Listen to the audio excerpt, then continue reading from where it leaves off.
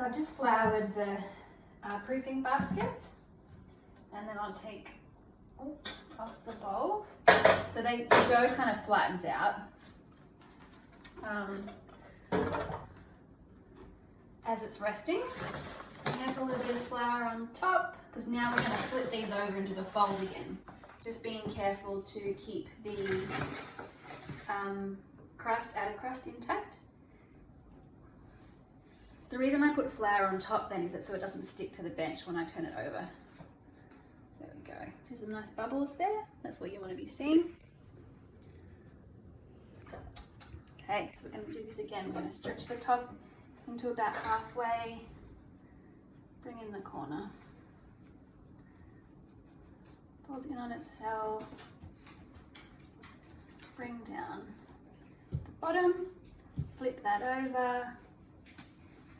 And we've got a nice circle again.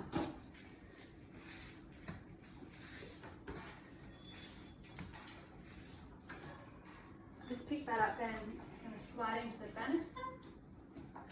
And then I often just do a fold in here too, just to tuck it tightly. So you just fold in on itself like that.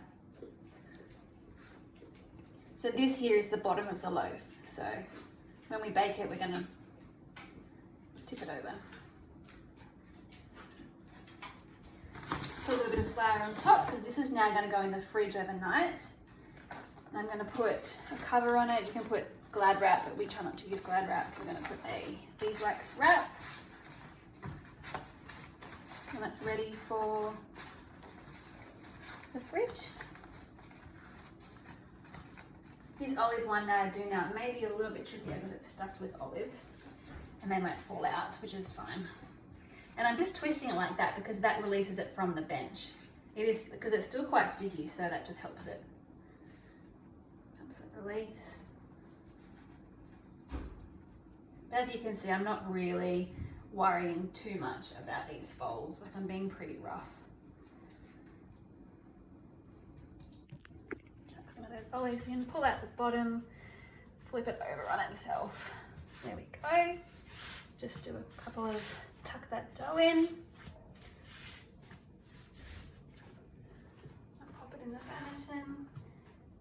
Now, there isn't heaps of flour in the banneton, but there's enough so that it doesn't stick to the linen, because that's really annoying when you've spent all this time on your dough and it sticks to the linen and it basically breaks the outer crust as you're trying to get it out. So sometimes what I do too, if I'm worried about it sticking, I'll just put a little bit of extra flour around the edge before I cover it up.